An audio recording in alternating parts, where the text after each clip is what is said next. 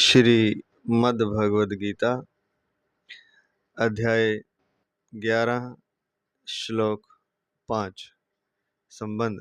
पूर्व श्लोक में अर्जुन की नम्रता पूर्वक की हुई प्रार्थना को सुनकर अब भगवान अर्जुन को विश्व रूप देखने के लिए आज्ञा देते हैं।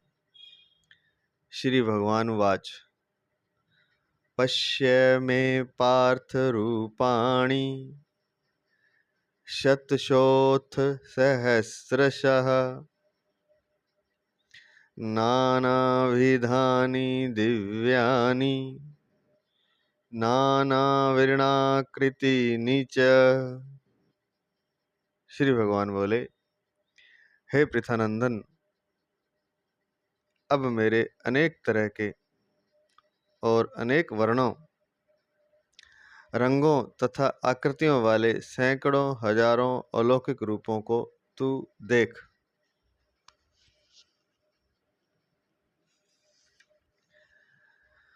व्याख्या। कल इस अध्याय के चौथे श्लोक में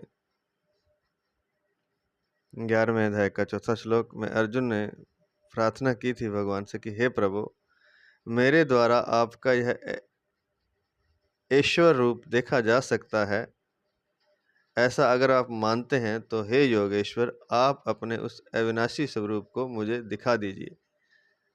तब भगवान अपने विश्व रूप को देखने की बात कह रहे हैं। अर्जुन ने कहा था, मन्ने से यदि तच्छक्यम मया द्रष्टुमिति प्रभो योगेश्वर ततो मे त्वं दर्शयात्मानं व्ययम्। तो उसके उत्तर में भगवान कह रहे हैं, पश्य में पार्थ रूपाणि शतशोऽथ सहस्रशः नाना विधानि दिव्यानि नाना वर्णाकृतीनि च। हे पृथानंदन, अब मेरे अनेक तरह के और अनेक वर्णों अर्थात रंगों तथा आकृतियों वाले सैकड़ों हजारों अलौकिक रूपों को तू देख। व्याख्या करने जा रहे हैं। प्रातः स्मरणीय, प्रातः वंदनीय, परम श्रद्धेय, परम आदरणीय भगवत तत्व प्रेम तत्व प्राप्त महापुरुष पूज्य महाराज श्री स्वामी राम सुखदास जी महाराज जी, उनके पावन अलौकिक चरणों में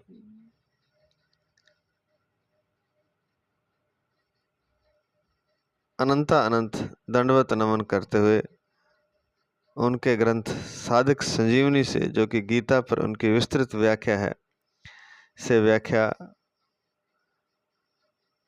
करने जा रहे हैं महाराज जी के आशीर्वाद से। व्याख्या। पश्य में पार्थ रूपाणि शतशोऽथ सहस्रशः। अर्जुन की संकोच पूर्वक प्रार्थना को सुनकर भगवान अत्यधिक प्रसन्न हुए। अतः अर्जुन के लिए पार्थ संबोधन का प्रयोग करते हुए कहते हैं कि तू मेरे रूपों को देख। रूपों में भी 3-4 नहीं, प्रत्युत सैकड़ों हजारों रूपों को देख, अर्थात अनगिनत रूपों को देख। भगवान ने जैसे विभूतियों के विषय में कहा है कि मेरी विभूतियों का अंत नहीं आ सकता, ऐसे ही यहाँ भगवान ने अपने रूपों की अनंतता बताई है।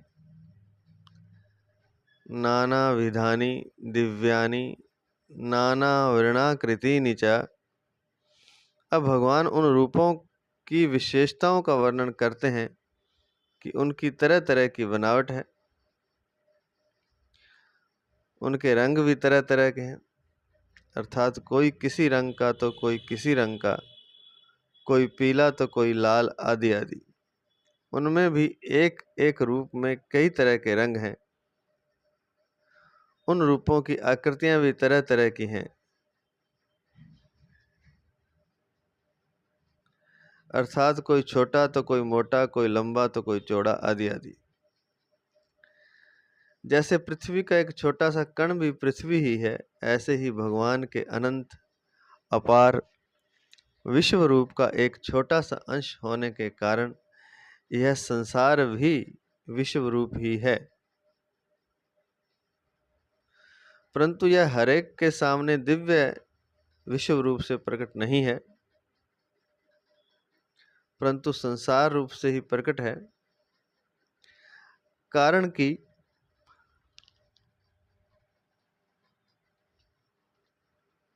मनुष्य की दृष्टि भगवान की तरफ ना होकर नाशवान संसार की तरफ ही रहती है। जैसे अवतार लेने पर भगवान सबके सामने भगवत रूप से प्रकट नहीं रहते। गीता 7वें अध्याय का 25वां श्लोक। प्रत्युत मनुष्य रूप से ही प्रकट रहते हैं। ऐसे ही विश्व रूप भगवान सबके सामने संसार रूप से ही प्रकट रहते हैं। अर्थात हरेक को यह विश्व रूप संसार रूप से ही दिखता है, परंतु यहाँ भगवान अपने दिव्य अविनाशी विश्व रूप से साक्षात प्रकट होकर अर्जुन को कह रहे हैं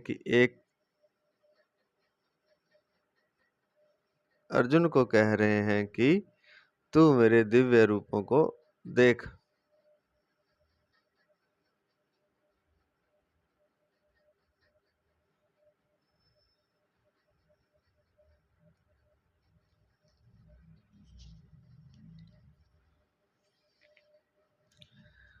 परंतु यहाँ भगवान अपने दिव्य अविनाशी विश्व रूप से साक्षात प्रकट होकर अर्जुन को कह रहे हैं कि तू मेरे दिव्य रूपों को देख। परिशिष्ट भाव।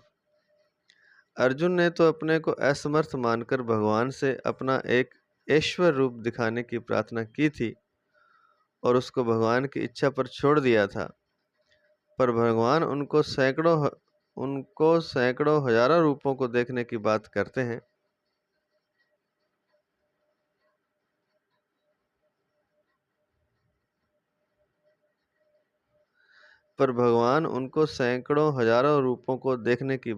हैं।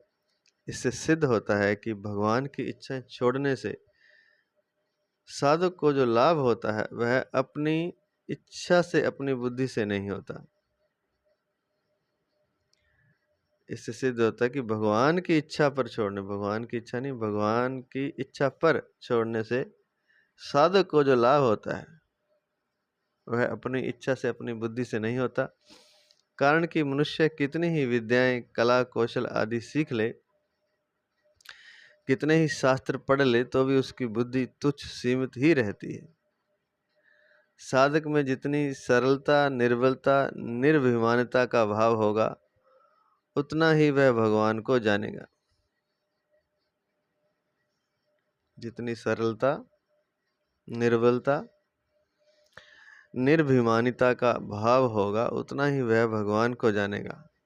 अपना अभिमान करके साधक भगवान को जानने में आड़ ही लगाता है। वह जितना समझदार बनता है उतना ही बेसमझ रहता है।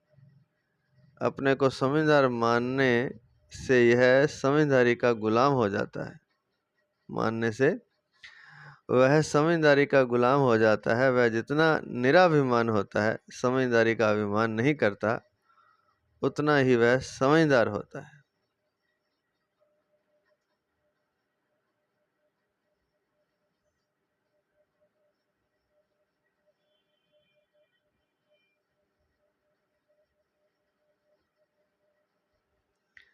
अपने को समझदार मानने से वह समझदारी का गुलाम हो जाता है। वह जितना निराभिमान होता है, समझदारी का अभिमान नहीं करता, उतना ही वह समझदार होता है। अगला श्लोक, श्लोक नंबर 6। संबंध। पूर्व श्लोक में भगवान ने अपने विश्व रूप में तरह तरह के वर्णों और आकृतियों को देखने की बात कही। अब आगे के श्लोक में देवताओं को देखने की बात कहते हैं।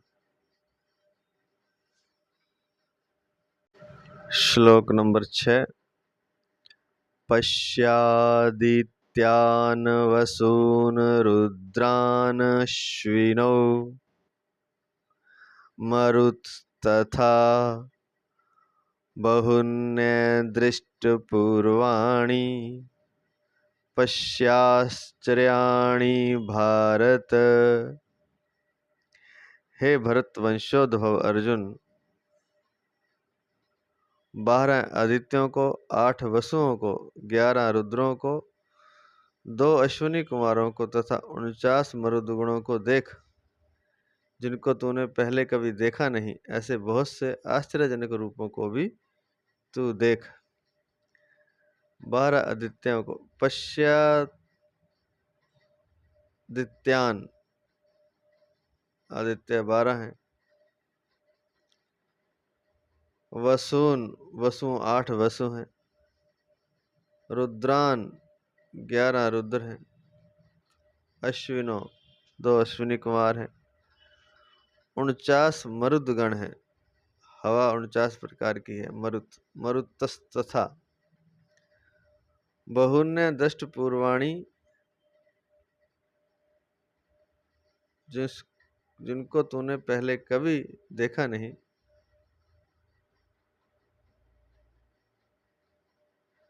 ऐसे बहुत से पश्चाश्चर्याणि भारत, आश्चर्यजनक रूपों को भी तू देख। व्याख्या। पश्यादित्यान वसून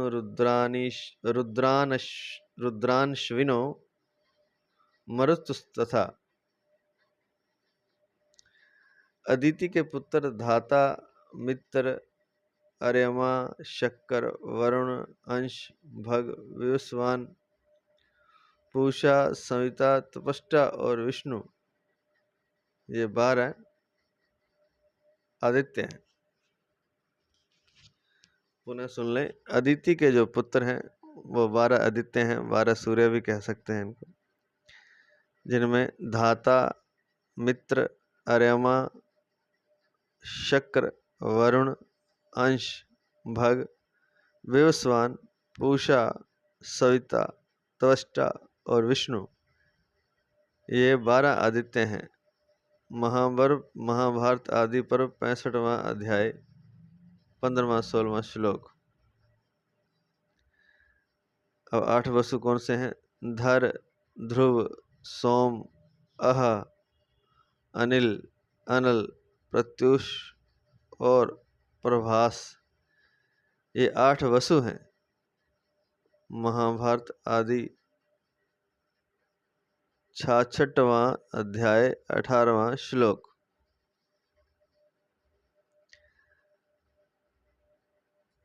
और 11 रुद्र कौन से हैं? 11 शिव भगवान 11 हैं। हर, बहुरूप, त्र्यंबक, अपराजित, वृषाकपि, शंभु, कर्पदी, रैवत, मृगव्याध, शर्व और कपाली, ये 11 रुद्र हैं। हरिवंश पहला पर्व 3रा अध्याय 51वां-52वां श्लोक। अश्विनी कुमार 2 हैं। ये दोनों भाई देवताओं के वैद्य हैं।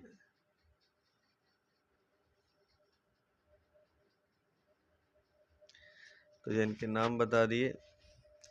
12 आदित्य हैं, 8 वसु हैं, 11 रुद्र हैं और 2 अश्विनी कुमार हैं। मुख्य देवताओं में इनका नाम लिया जाता है। और 49 मरुदगण हैं। वो हवा जो है, मरुत जो है, वो 49 हैं। तो उनके नाम इस प्रकार हैं।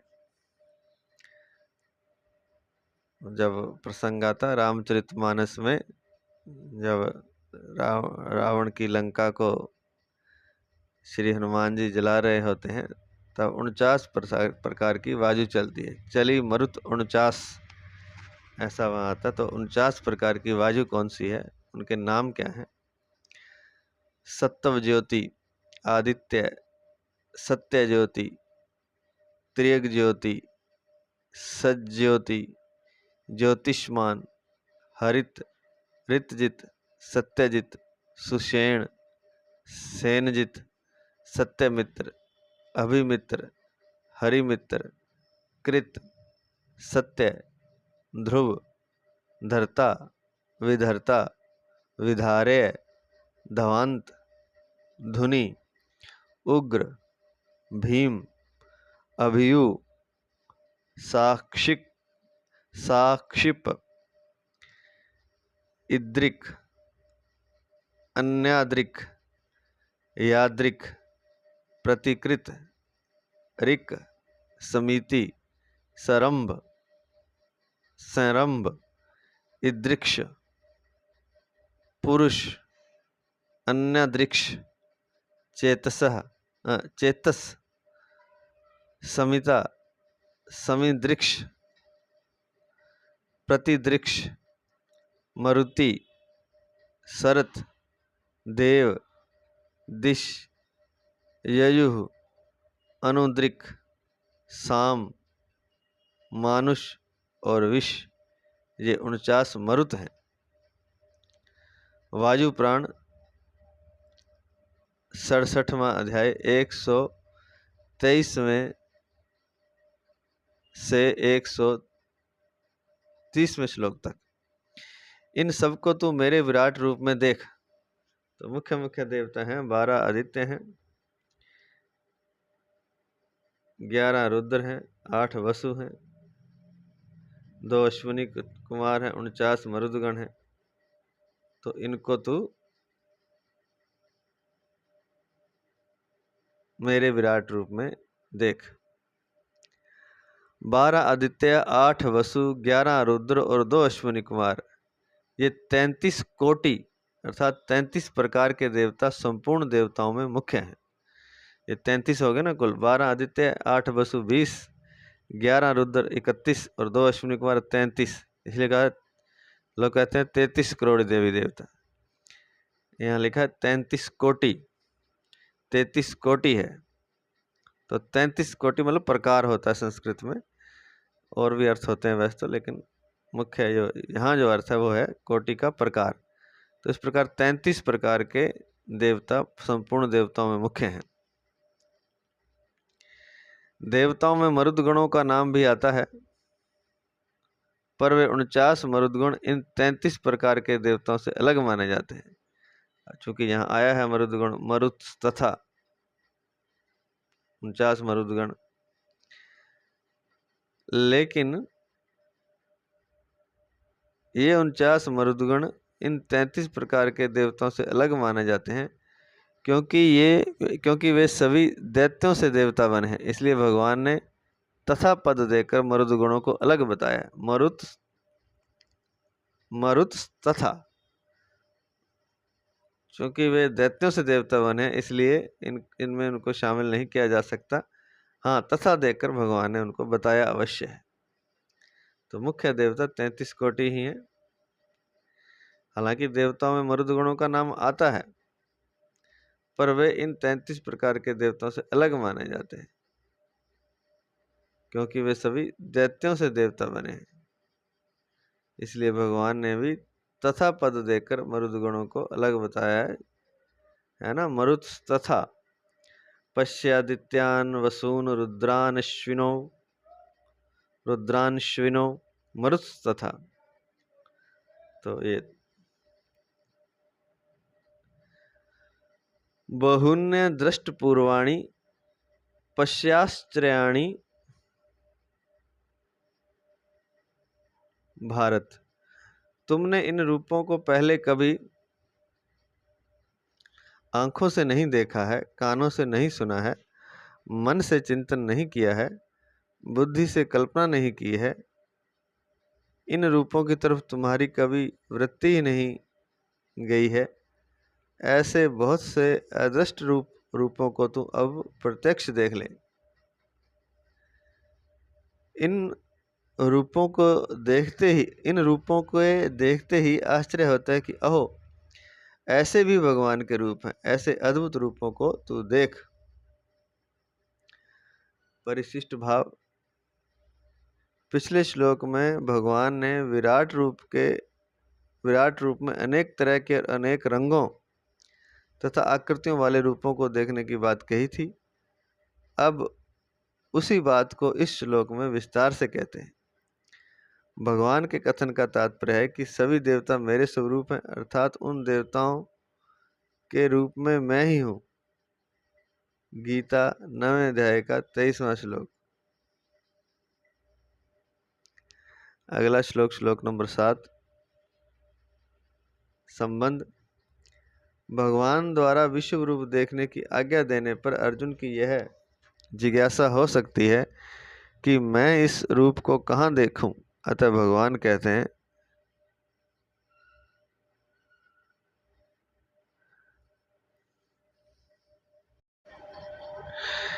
इहैकस्थं जगत्कृत्स्नं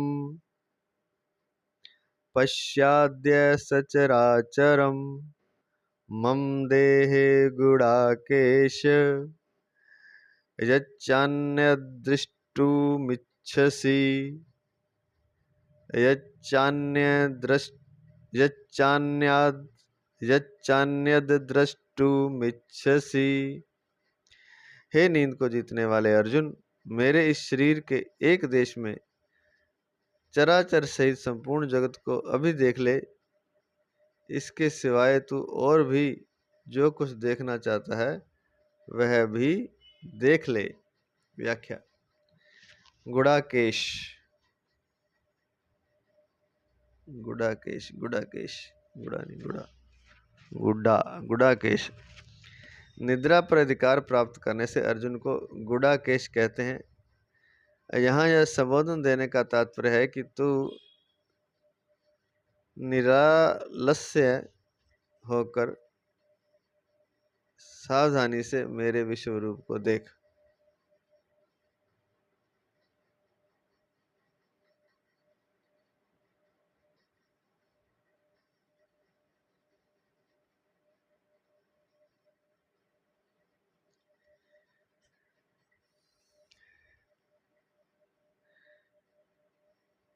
निरालस्य होकर सावधानी से मेरे विश्व रूप को देख। ये कस्थम जगत्कृत्स्नम जगत्कृत्स्नम पश्याद्य सचराचरम मम देहे। 10वें अध्याय के अंत में भगवान ने कहा था कि मैं संपूर्ण जगत को एक अंश से व्यापक करके स्थित हूँ। इस पर अर्जुन के मन में विश्व रूप देखने की इच्छा हुई। अतः भगवान कहते हैं कि हाथ में घोड़ों की लगाम और चाबुक लेकर तेरे सामने बैठे हुए मेरे शरीर के एक अंश अर्थात एक देश अर्थात एक अंश में चर अचर सहित संपूर्ण जगत को देख। एक देश में देखने का अर्थ है कि तू जहाँ दृष्टि डालेगा वहीं तेरे को अनंत ब्रह्मांड दिखेंगे। तो मनुष्य, देवता, यक्ष, राक्षस, भूत, पशु, पक्षी आदि चलने फिरने वाले जंगम और वृक्ष, लता, घास, पौधा आदि स्थावर तथा पृथ्वी, पहाड़, रेत आदि जड़ सहित संपूर्ण जगत को अद्य अभी इसी क्षण देख ले। इसमें देरी का काम नहीं है।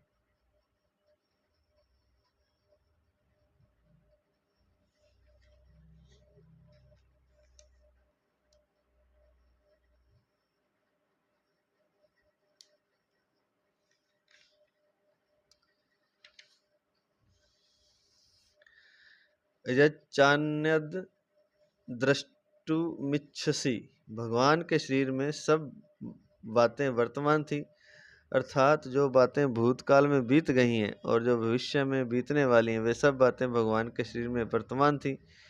इसलिए भगवान कहते हैं कि तू और भी जो कुछ देखना चाहता है वह भी देख ले। अर्जुन और क्या देखना चाहते थे? अर्जुन के मन में संदेह था कि युद्ध में जीत हमारी होगी या कौरवों की। गीता 2 अध्याय का 6वां श्लोक। इसलिए भगवान कहते हैं कि वह भी तू मेरे इस शरीर के एक अंश में देख ले। विशेष बात, जैसे 10वें अध्याय में भगवान से मेरी विभूति जैसे 10वें अध्याय में भगवान से जो मेरी विभूति और योग को तत्व से जानता है उसका मेरे में दृढ़ भक्ति योग हो जाता है। इस बात को सुनकर ही अर्जुन ने भगवान की स्तुति प्रार्थना करके विभूतियां पूछी थी। ऐसे ही भगवान से तेरे एक अंश में सारा संसार स्थित है, ऐसे ही भगवान से मेरे एक अंश में सारा संसार स्थित है। इस बात को सुनकर अर्जुन ने विश्व रूप दिखाने के लिए प्रार्थना की। अगर भगवान अथवा कहकर अपनी ही तरफ से मेरे किसी एक अंश में संपूर्ण जगत स्थित है यह बात न कहते तो अर्जुन विश्व रूप देखने की इच्छा ही नहीं करते।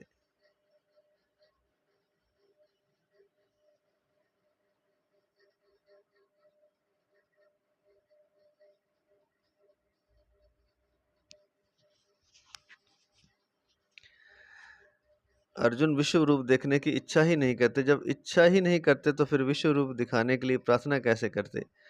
और जब प्रार्थना ही नहीं करते तो फिर भगवान अपना विश्व रूप कैसे दिखाते? इससे सिद्ध होता है कि भगवान कृपा पूर्वक अपनी ओर से ही अर्जुन को अपना विश्व रूप दिखाना चाहते हैं। ऐसी ही बात गीता के आरंभ में भी आई है, जब अर्जुन ने भगवान से दोनों सेनाओं के बीच में रथ खड़ा करने के लिए कहा, तब भगवान ने रथ को पितामह भीष्म और द्रोणाचार्य के सामने खड़ा किया और अर्जुन से कहा, इन कुरुवंशियों को देख। कुरुन पश्य, पहले अध्याय का 25वां श्लोक। इसका यही आशय मालूम देता है कि भगवान कृपा पूर्वक गीता प्रकट करना चाहते हैं, कारण कि यदि भगवान ऐसा न कहते तो अर्जुन को शोक नहीं होता और गीता का उपदेश आरंभ नहीं होता। तात्पर्य है कि भगवान ने अपनी तरफ से कृपा करके ही गीता को प्रकट किया है। परिशिष्ट भाव। भगवान अपने शरीर के एक अंश में संपूर्ण जगत देखने की आज्ञा देते हैं। इससे सिद्ध होता है कि भगवान श्री कृष्ण समग्र हैं और उनके एक अंश में संपूर्ण संसार है। रोम रोम प्रति लागे कोटि कोटि ब्रह्मांड। मानस बालकांड 201। यह भगवान प्रत्यक्ष दिखा रहे हैं।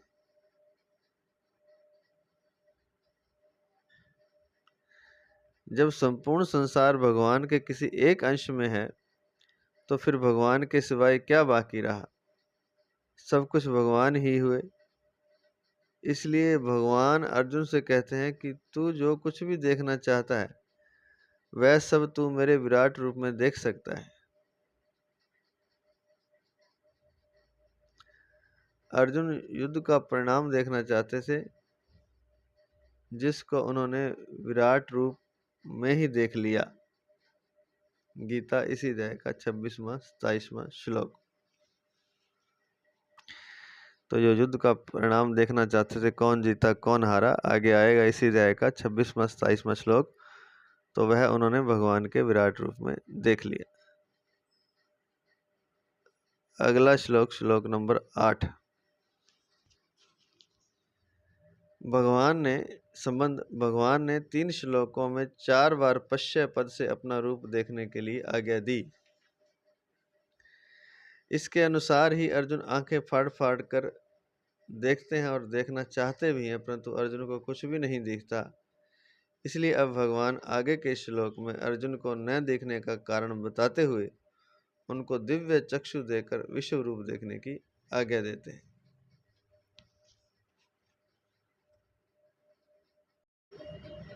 कहने का तात्पर्य है कि अर्जुन को कुछ नहीं दिखता। भगवान कह रहे हैं देख, लेकिन दिखाई कुछ नहीं दे रहा। आंखें फाड़ फाड़ कर अर्जुन देख तो रहे हैं, देखना चाहते हैं। इसलिए भगवान न देखने का कारण बताकर दिव्य चक्षु देकर विश्व रूप देखने की अर्जुन को आज्ञा देते हैं। ना तू माम शक्यसे द्रष्टुम नैव स्वचक्षुषा दिव्यं ददामि ते चक्षुः पश्य मे योगमैश्वरम्।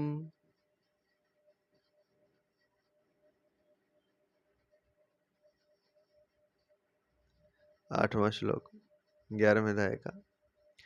परंतु तू इस अपनी आंख चरम चक्षु से मुझे देख ही नहीं सकता, इसलिए मैं तुझे दिव्य चक्षु देता हूँ, जिससे तू मेरी ईश्वरीय सामर्थ्य को देख। व्याख्या। न तू माम शक्य से द्रष्टुम नैव स्वचक्षुषा। तुम्हारे जो चरम चक्षु हैं, इनकी शक्ति बहुत अल्प और सीमित है। प्राकृत होने के कारण ये चरम चक्षु केवल प्रकृति के तुच्छ कार्य को ही देख सकते हैं, अर्थात प्राकृत मनुष्य, पशु, पक्षी आदि के रूपों को, उनके भेदों को तथा धूप छाया आदि के रूपों को ही देख सकते हैं, परंतु वे मन बुद्धि इंद्रियों से अतीत मेरे रूप को नहीं देख सकते। दिव्यम ददामि ते चक्षुः पश्य मे योगमैश्वरम।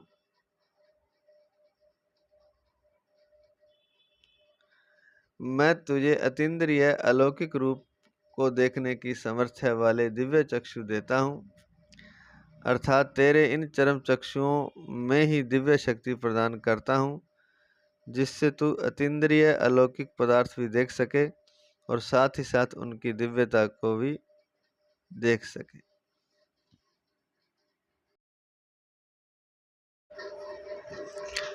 महाराज जी लिखते हैं, यद्यपि दिव्यता देखना नेत्र का विषय नहीं है, प्रत्युत बुद्धि का विषय है, तथापि भगवान कहते हैं कि मेरे दिए हुए दिव्य चक्षुओं से तू दिव्यता को, अर्थात मेरे ईश्वर संबंधी अलौकिक प्रभाव को भी देख सकेगा।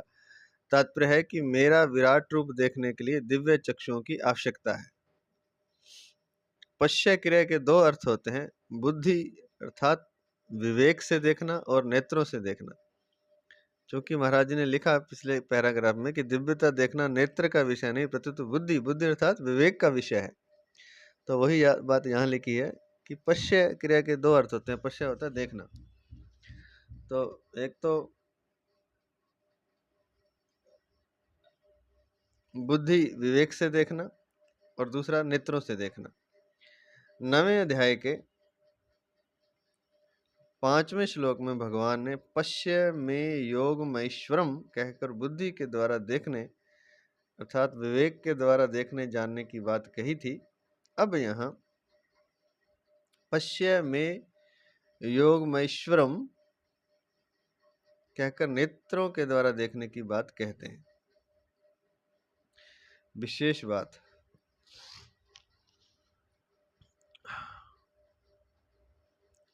जैसे किसी जगह श्रीमद् भगवद गीता ऐसा लिखा हुआ है, जिनको वर्णमाला का बिल्कुल ज्ञान नहीं है उनको तो इसमें केवल काली काली लकीरें दिखती हैं और जिनको वर्णमाला का ज्ञान है उनको इसमें अक्षर दिखते हैं। अब लिखा हो भले श्रीमद् भगवद गीता, पता नहीं क्या लिखा है, कुछ लिखा है काला काला सा, गोल गोल अक्षर है, कुछ लकीरें हैं, परंतु जिनको वर्णमाला का ज्ञान है उनको इसमें अक्षर दिखते हैं। परंतु जो पढ़ा लिखा है और जिसको गीता का गहरा मनन है उसको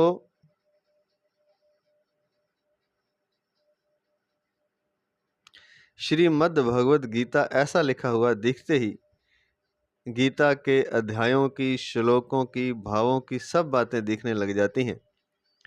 ऐसे ही अर्जुन को जब भगवान ने दिव्य चक्षु दिए तब उनको अलौकिक विश्व रूप तथा उसकी दिव्यता भी दिखने लगी, जो कि साधारण बुद्धि का विषय नहीं है। यह सब सामर्थ्य भगवत प्रदत्त दिव्य चक्षु की ही थी। तो 3 बातें बताई हैं। एक तो अनपढ़ व्यक्ति है, अब लिखा है श्रीमद् भगवद गीता, तो उसको तो कुछ नहीं दिख रहा, एक गोल गोल काले काले से अक्षर हैं, कुछ लकीरें हैं। और जिसको वर्णमाला का ज्ञान है उसको का खागा अर्थात श्रीमद् भगवद गीता, उसको पता नहीं गीता क्या होती, लेकिन ये जरूर उसको ग वा दा ग ता ये लिखा हुआ है, लेकिन अर्थ उसको भी नहीं पता, तो उसको केवल अक्षर दिखते हैं। लेकिन जिसको पढ़ा लिखा है, जिसको गीता का गहरा मनन है, उसको जैसे श्रीमद् भगवद गीता दिखेगा तो उसको गीता के अध्यायों की याद आ जाएगी, श्लोकों की, भावों की सब बातें दिखने लग जाएंगी। तो चीज तो एक ही है, लेकिन वो उसका तल क्या है, उस तल के अनुसार से उसको सब कुछ दिखाई देता है। ऐसे ही भगवान तो वो सामने है, लेकिन जिसका विवेक सोया हुआ है, अनपढ़ है बिल्कुल, उसको तो भगवान शरीर दिखाई दे रहे हैं। और जिसका विवेक थोड़ा जागा हुआ है, अर्थात जिसको वर्णमाला का ज्ञान है, दिखाई तो उसको भी शरीर ही दे रहा है, लेकिन चलो वो मानता है कि ये भगवान है। लेकिन जिसका विवेक और दिव्य चक्षु प्रकट हो गए हैं, जब अर्जुन के जैसे प्रकट हो गए, तो फिर उनको वो शरीर वो नहीं दिखाई दे रहा जो शरीर है, वो फिर उनको उनका विराट रूप दिखाई दे रहा है, विश्व रूप दिखाई दे रहा है, भगवत रूप दिखाई दे रहा है। तो ये जो सामर्थ्य है, ये यहाँ लिखा है कि यह सब सामर्थ्य भगवत प्रदत्त दिव्य चक्षु की ही थी। तो भगवान ही ये प्रदान करते हैं दिव्य चक्षु, साधक की तड़फ के अनुसार, प्यास के अनुसार, साधक के भाव के अनुसार।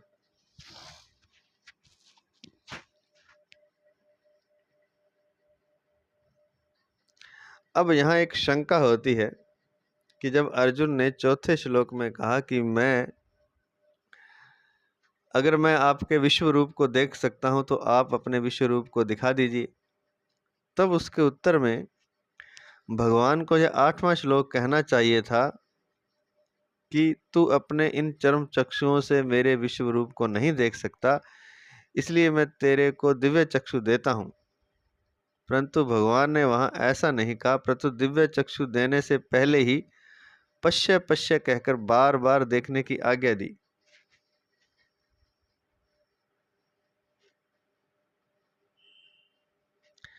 जब अर्जुन को दिखा नहीं, तब उनको न देखने का कारण बताया और फिर दिव्य चक्षु देकर उसका निराकरण किया। अतः इतनी झंझट भगवान ने की ही क्यों?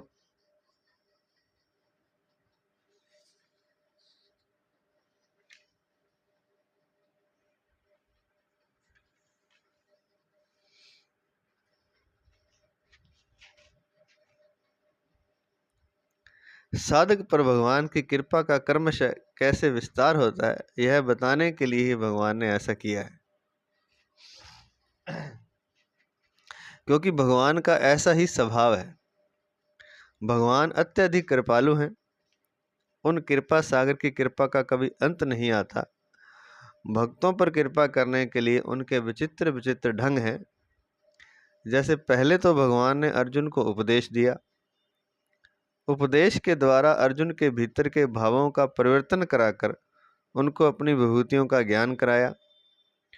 उन विभूतियों को जानने से अर्जुन में एक विलक्षणता आ गई, जिससे उन्होंने भगवान से कहा कि आपके अमृतमय वचन सुनते हुए मेरी तृप्ति नहीं हो रही है।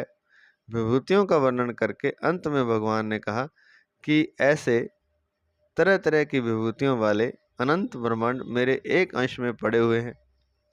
जिसके एक अंश में अनंत ब्रह्मांड है, उस विराट रूप को देखने के लिए अर्जुन की इच्छा हुई और इसके लिए उन्होंने प्रार्थना की। इस पर भगवान ने अपना विराट रूप दिखाया और उसको देखने के लिए बार बार आज्ञा दी। पश्य पश्य, ये है ना 6, 7, 8, 5वें श्लोक में भी है, 6 में भी है, 7वें में भी है, 5वें में है। पश्य में पार्थ रूपाणी शतशोथ सहस्रशः नाना विधानी दिव्यानी नाना वर्णाकृतिनी च। 5वां फिर 6 में फिर पश्यादित्यान् वसून् रुद्रान् श्विनौ मरुतस्तथा बहुन्य दृष्टपूर्वाणि पश्याश्चर्याणि। भारत 6 श्लोक फिर 7वें श्लोक में फिर पश्य है। ये कस्थम जगत्कृत्सनम पश्याद्य सचराचरम मम देहे गुड़ाकेश यच्चान्य द्रष्टुमिच्छसि। तो फिर कहा कि देख देख, बार बार आज्ञा दी देखने के लिए, पश्य पश्य कहा, परंतु अर्जुन को विराट रूप दिखा नहीं। तब उनको भगवान ने दिव्य चक्षु प्रदान किए। और सारांश यह हुआ कि भगवान ने ही विराट रूप देखने की जिज्ञासा प्रकट की। जिज्ञासा प्रकट करके विराट रूप दिखाने की इच्छा प्रकट की। इच्छा प्रकट करने पर विराट रूप दिखाया। अर्जुन को नहीं दिखा तो दिव्य चक्षु देकर उसकी पूर्ति की। तात्पर्य यह निकला कि भगवान के शरण होने पर शरणागत का सब काम करने की जिम्मेवारी भगवान अपने ऊपर ले लेते हैं। अब अर्जुन तो चला था युद्ध करने, उसे क्या पता था भगवान क्या करना चाहते हैं। अब अपने संबंधियों को देखकर, यह भी हम यही मान सकते हैं कि यह भी भगवान की ही लीला होगी, या अर्जुन का करुण हृदय होगा। चलो यहाँ तक तो बात मान सकते हैं कि अर्जुन का करुण हृदय था। तो युद्ध करने से मना कर दिया अर्जुन ने। दोनों सेनाओं के बीच में रथ ले गए और फिर कहा कि नहीं, मैं युद्ध नहीं करूंगा। अब युद्ध करने आए हैं और बात कहाँ तक पहुंची है? अब 11वें अध्याय में बात पहुंच गई है भगवान के दर्शन तक। हो रहा है युद्ध और भगवान ने बात कहाँ पहुंचा दी? भगवान ने अपना दर्शन तक बात पहुंचा दी और दर्शन करवा दिया विराट रूप का। तो यही सारांश है कि भगवान के शरण होने पर शरणागत का सब काम करने की जिम्मेवारी भगवान अपने ऊपर ले लेते हैं। जब भगवान ने को कहा अर्जुन ने दूसरे अध्याय के 7वें श्लोक में, पृच्छामि त्वाम धर्म समूढ़ चेता यश्रेयस्या निश्चितम ब्रूहि तन्मे शिष्यस्तेयं शादी माम त्वाम प्रपन्नम कार्पण्य दोषोपहत स्वभावा पृच्छामि त्वाम धर्म समूढ़ चेता यश्रेयस्या निश्चितम ब्रूहि तन्मे शिष्यस्तेयं शादी माम त्वाम प्रपन्नम। मैं आपकी शरण हूँ, मैं आपका शिष्य हूँ। जब वो शरण हो गए तब भगवान ने कृपा करनी शुरू की। और क्या कृपा की? धीरे धीरे पहले तो बताया कि मोह क्यों है, कामना क्या है, अपना कौन है, पराया कौन है, मैं क्या है, मेरा क्या है, राग क्या है, द्वेष क्या है, इच्छा क्या है। ऐसे करते करते फिर कर्म योग बताया, फिर ज्ञान योग बताया, फिर भक्ति योग बताया। और जब अर्जुन के मन में भाव जागृत कर दिए भगवान ने,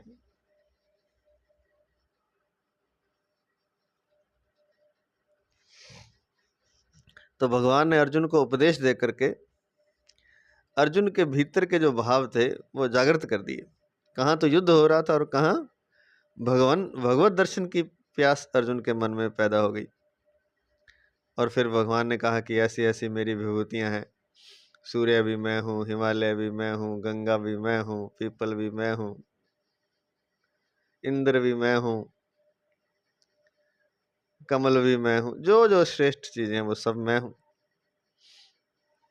विभूतियों का ज्ञान कराया। तो विभूतियों को जाना जब अर्जुन ने, तो अर्जुन में एक विलक्षणता आ गई कि अरे अच्छा, ये सब कुछ भी भगवान है। तब उन्होंने कहा कि आप बताते रहिए, सुनाते रहिए, बड़ा आनंद आ रहा है आपके अमृत वचन सुनते हुए, आपकी विभूतियों को सुनते हुए मुझे तृप्ति नहीं हो रही। तब भगवान ने कहा वो तो अनंत हैं, कहाँ तक बताऊंगा, तेरे को एक बात बताता हूँ। धीरे धीरे भगवान आगे लेके जा रहे हैं, एकदम से शुरू में नहीं भगवत दर्शन करा दिया। 10 अध्याय हो चुके हैं, आधे से ज्यादा गीता हो चुकी है। समझ आ रही है? तो फिर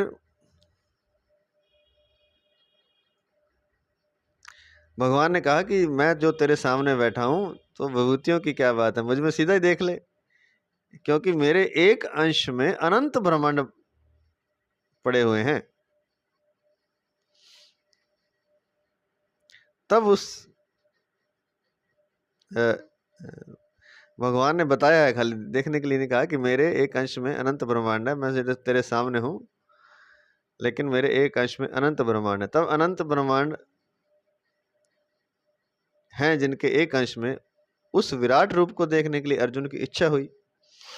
तब उन्होंने प्रार्थना की अर्जुन ने कि अपना कृपा करके अगर आप दिखा सकते हैं तो विराट रूप दिखाइए। तो विराट रूप दिखा दिया भगवान ने, पर अर्जुन को दिखाई नहीं दे रहा। अब भगवान और कृपा करते हैं, भगवान दिव्य चक्षु प्रदान कर देते हैं। तो सार बात यह है कि शिष्य को, साधक को भगवान ही अपनी तरफ खींचते हैं धीरे धीरे धीरे, क्योंकि साधक पर भगवान की कृपा का कर्म से कैसे विस्तार होता है, यह बताने के लिए भगवान ने ऐसा किया है। क्योंकि परमात्मा का, भगवान का ऐसा ही स्वभाव है। भगवान अत्यधिक कृपालु हैं। उन कृपा सागर की कृपा का कभी अंत नहीं आता। अब ये बात हमें समझ में नहीं आती, लेकिन वो कर रहे हैं कृपा और हमें समझ में नहीं आ रहा। यहाँ देखो युद्ध खड़ा कर दिया भगवान ने, कितना बड़ा युद्ध हुआ था, कितने लोग मारे गए, लेकिन ये भी कृपा है। अब कृपा कैसे है? संत महात्मा कहते हैं कि जिन्होंने भगवान को देख लिया, सामने वाले तो सारे ही चले गए। जिन्होंने अंत में दर्शन करते हुए भगवान को दर्शन करते हुए शरीर छोड़ा, सब मुक्त हो गए। और इधर वालों पर भी कृपा की, सब पर कृपा कर दी, सबको मुक्त कर दिया साथ में, और जो कार्य करना था वो भी कर दिया, द्वापर का अंत भी कर दिया, कलयुग आ गया उसके बाद। तो भगवान, युद्ध में भी भगवान की कृपा है, कृपा का तो अंत नहीं है। भगवान अत्यधिक कृपालु है। ये बात अगर हमारी समझ में आ जाए तो दुख, चिंता, तनाव सारा खत्म हो जाए, पर ये समझ में नहीं आती। ये तब तो समझ में आ जाती जब भगवान सुख देते हैं, तब तो आती है, लेकिन जब भगवान दुख देते हैं तब ये समझ में नहीं आता।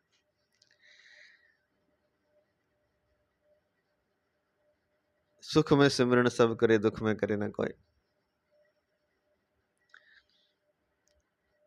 तो दुख में भी अगर भगवान की कृपालुता का अनुभव होता रहे,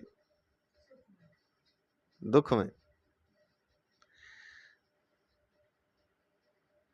तो फिर बात बन सकती है। उन कृपा सागर की कृपा का कभी अंत नहीं आता, वो कृपा करते ही रहते हैं। और ये साधक को, भक्त को समझ में नहीं आता। भक्त तो रोता चिल्लाता है जब दर्द होता है, कष्ट होता है, दुख होता है, तो तकलीफ होती है, तो रोग होता है, विरह होता है, तो धन छिन जाता है, रिश्ते छिन जाते हैं, मित्र छिन जाते हैं, तो बड़ा रोता चिल्लाता है। लेकिन है ये कृपा सागर की कृपा, और वो भक्त साधक रोता चिल्लाता रहे, भगवान अपनी कृपा करना नहीं छोड़ते, वो और कृपा करते रहते हैं, और भी कुछ बचा हो तो वो भी छीन लेते हैं। वे साधक का रोना चिल्लाना नहीं देख रहे, क्योंकि वे चाहते हैं कि जो भक्त है, जो साधक है, कोई बात नहीं, थोड़ा रोज चिल्ला लेगा, लेकिन अंत में उसे अपना दर्शन करा देते हैं और अंत में अपने से ही मिला लेते हैं। तो कृपा सागर की कृपा कभी अंत नहीं आता। भक्तों पर कृपा करने के लिए विचित्र विचित्र ढंग से वे कृपा करते हैं। जैसे अर्जुन के देखो कैसे किया। तो तात्पर्य ये निकला कि भगवान ही साधक को, सबसे पहले तो इच्छा जो जागृत होती है परमात्मा की प्राप्ति की, साधक के मन में, भक्त के मन में, किसी जीव के मन में, यह परमात्मा ही उस इच्छा को उसके अंदर जगाते हैं, पैदा करवाते हैं। उससे भी पहले मनुष्य जन्म जो है वो भी भगवान तभी देते हैं कि इसे भगवत प्राप्ति करवानी है। मनुष्य जन्म जब दे दिया तो समझिए कि भगवत प्राप्ति के लिए दिया है। अब वो कब होता है ये तो भगवान जानते हैं, या भगवान ही जानते हैं, और तो कौन जान। फिर इच्छा पैदा करवाते हैं, और फिर धीरे धीरे जो जरूरी है कुछ देते हैं, कुछ छीनते हैं, कुछ दे करके प्रेम का अनुभव कराते हैं, छीन करके विरह का, दुख का अनुभव कराते हैं। क्योंकि जो मंथन है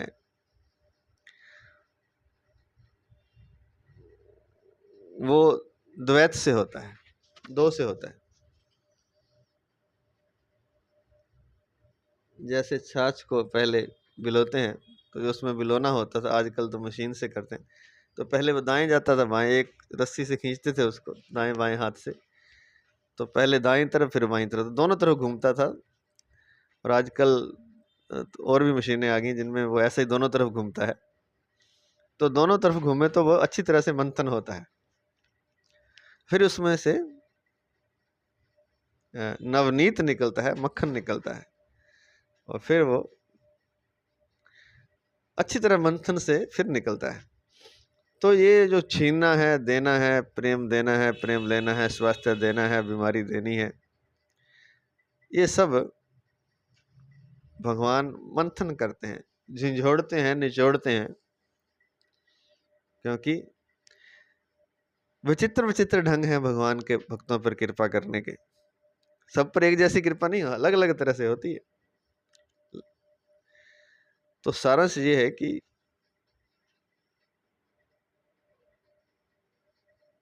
भगवान का ऐसा स्वभाव है कि भगवान अत्यधिक कृपालु हैं। और अगर ये बात हम बुद्धि विवेक से समझ जाएं तो बस फिर तो कोई कमी है ही नहीं। उन कृपा सागर की कृपा कभी अंत होता नहीं।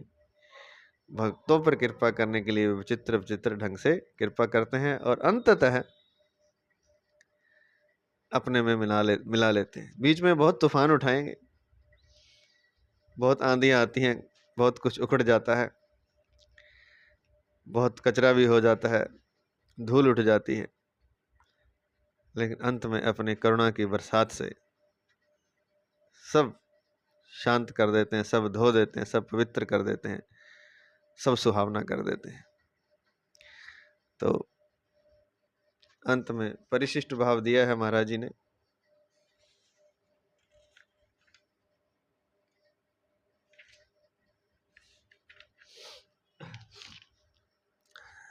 परिशिष्ट भाव। पश्य क्रिया के दो अर्थ होते हैं, जानना और देखना। 9वें अध्याय के 5वें श्लोक में पश्य में योग में ईश्वरम पदों से भगवान को जानने की बात आई है, और यहाँ पश्य में योग में ईश्वरम पदों से भगवान के विराट रूप को देखने की बात आई है। तात्पर्य है कि जो जानने में आता है वह भी भगवान है, और जो देखने में आता है वह भी भगवान है। जो हम जान रहे हैं बुद्धि से विवेक से वो भी भगवान है, जो देख रहे हैं वो भी भगवान है। तो पहले जानने की बात आई पश्य में योग में ईश्वरम, और अब देखने की बात आई पश्य में योग में ईश्वरम। तो जो जानने में आता है वह भी भगवान, और जो देखने में आता है वह भी भगवान है। भगवान के सिवाय कुछ भी नहीं है। इस 11वें अध्याय में भगवान के अलौकिक रूप को देखने की विलक्षणता है। विवेचन की विलक्षणता नहीं है। यहाँ विवेचना नहीं है, वर्णन नहीं है, यहाँ देखने की विलक्षणता है। विवेचन की, वर्णन की विलक्षणता नहीं है। इसलिए गीता के अंत में भी संजय ने एक तो संवाद की विलक्षणता कही है और एक रूप की विलक्षणता कही है। 18वें अध्याय का 76वां 77वां श्लोक। तो संजय ने भी अंत में कहा है कि एक तो संवाद की विलक्षणता कही है कि बातचीत करने में, बताने में, शब्दों द्वारा विवेचन करने में, वर्णन करने में, और एक रूप की विलक्षणता कही है। जब आएगा तब हम इसको देखेंगे। भगवान का विराट रूप अलौकिक था, इसलिए उसको देखने के लिए भगवान ने अर्जुन को अलौकिक चक्षु दिए। तो आज इतना ही। जय श्री कृष्ण, जय श्री कृष्ण, जय श्री कृष्ण। तो दिव्य चक्षु प्राप्त करके अर्जुन ने भगवान का कैसा रूप देखा, यह बात संजय धृतराष्ट्र से आगे के श्लोक में कहते हैं। तो वो विराट रूप कैसा है उसका भी वर्णन, अब दिव्य चक्षु तो हमारे पास नहीं है, लेकिन उसका जो वर्णन संजय ने धृतराष्ट्र के सामने किया है उसको हम सुन सकते हैं और अनुमान तो लगा ही सकते हैं। और ऐसी कोई कृपा हो जाए भगवान की, किसी दिव्य संत की, तो सब कुछ हो सकता है। क्या नहीं हो सकता, सब कुछ संभव है। हरि अनंत, हरि कथा अनंता, और सब कुछ संभव। सकल पदार्थ है जग माही, कर्महीन नर पावत नाही। सब कुछ हो सकता है। दिव्य स्वरूप भी दिखाई दे सकता है। हमारी प्यास पर, संतों की कृपा पर, भगवान की कृपा पर निर्भर करता है। चलिए कल से हम इसका वर्णन शुरू करेंगे संजय वास से। जय श्री कृष्ण, जय श्री कृष्ण, जय श्री कृष्ण।